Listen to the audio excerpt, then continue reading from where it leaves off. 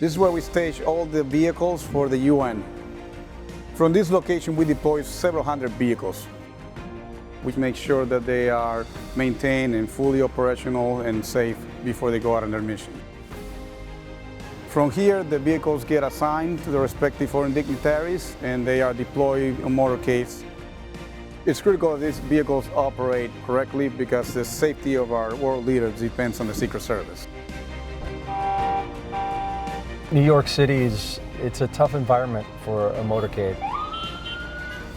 So it can be challenging to keep a motorcade together and get through the traffic.